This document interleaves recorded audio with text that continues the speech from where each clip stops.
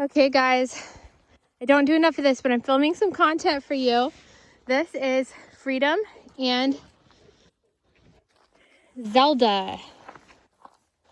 And first of all, before I go any farther, I want to say congratulations to Bonnie from Deer Creeks. Bonnie has been winning her shows. Bonnie is descended from our dogs. Actually, she's a daughter of we had Bane and Nina, who gave birth to Zelda, and Zuri is not out here right now. And Zelda and Zuri have a full brother, and I think he was pick of the litter, actually, of the males. And he was a fawn male that he then went on to have puppies. Now, we paused our breeding program temporarily because we had life. Oh, okay. Let me call them away. Come on, dogs. Come on, let's go for a walk. Come on. Good dogs. We're going to walk out in the snow. Good doggies. All right, let's walk. Good boy. So go on out ahead of me so people can see you. Good boy. What a good listener. You too. So basically this dog's brother had puppies. Bonnie is one of those puppies. And Bonnie is winning her shows. So congratulations to Lisa, who produced the litter. And congratulations to Katie over at Deer Creek's Kennels for, she's actually owning and showing the dog. So that's so exciting. And while it's not an official partnership, it kind of is, because they have one of our lineage and they made a huge contribution to ours, because Freedom is from Deer Creeks. Freedom is actually line bred on the same line that their grand champion Cletus is from. So Cletus's full sister and Cletus's son got together and made Freedom, which is a line breeding.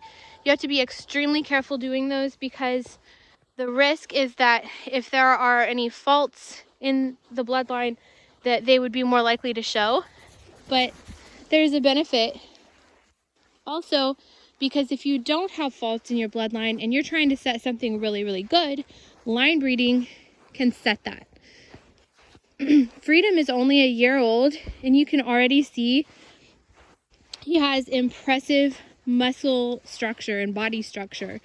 Like, he's already bigger than our girls at only a year old. And remember, Mastiffs grow up for 2 years and out for 2 years. So he's not really done growing until he's 4 years old. So he's done a quarter of his growing. Now, it's not that he's going to get a ton taller. He'll probably get a little taller, but he's really going to keep filling out. And that fill out on a male Mastiff is what really makes them impressive. And I'm so sorry, I struggle with the filming of content because they want to come and snuggle. Are you listening to your sister, huh? They want to come and snuggle next to me, and it's hard to get them in frame. So if I just like give them a couple pets and they go on their way, then you'll be able to see them. See, she's like right next to me. Yes. She's my little Velcro. So let's film Freedom.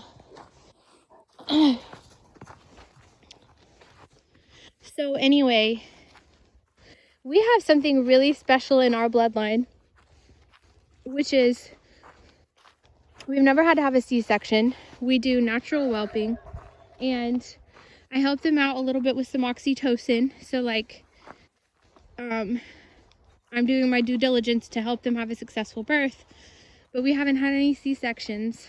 And Nina, Zuri and Zelda's mom, she was a fantastic mother. She was a little bit smaller. Hey, puppies, turn around. Freedom and Zelda, turn around. Hey, come here. Zelda. Zelda. Good girl. Come on. Zelda and Freedom. Up this way. Come on. Sorry for the yelling. I just don't want them to go surprise my neighbors. One time, they scared her and her sister, before we had him, they scared my neighbor because we've had bears. And there was this black bear that would have triplets every year. And anyway, so they wandered a little too far.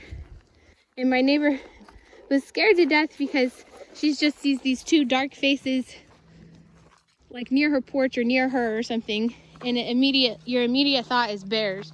It wasn't bears, it was dogs. Turned out to be okay, but I do want to keep them on our property. So anyway, where was I? So we have something special in our bloodline, which is natural whelping, and their mom was an excellent mother.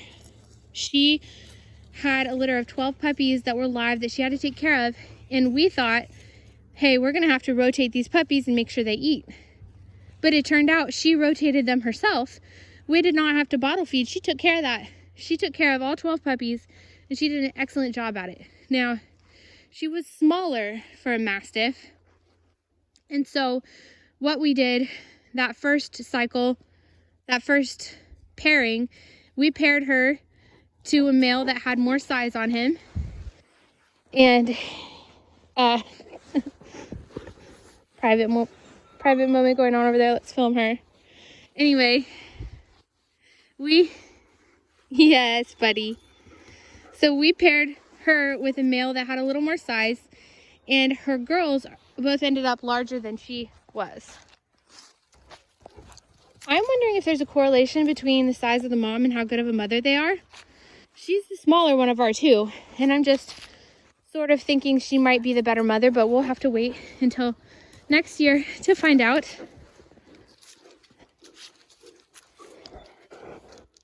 And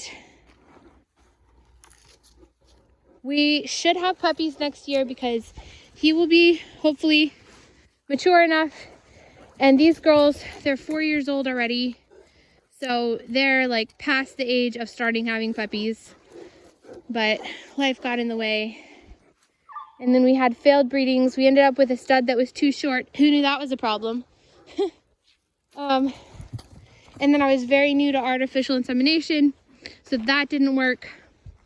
Now that I've got a little more experience and we have a dog that's big enough, he should be able to do live cover, I would say we're probably gonna have puppies next year. Now the one downside is a lot of times the first litters seem to be like, at least for us, like the ones that we have had, they seem to be a smaller amount of puppies. I'm hoping we can skip that stage and just go right to a nice big litter because of how old they are, but we'll see. So they're right in their prime. But it looks like they're headed back for their kennel. They might want to drink a water or something, so I'm going to cut this video off.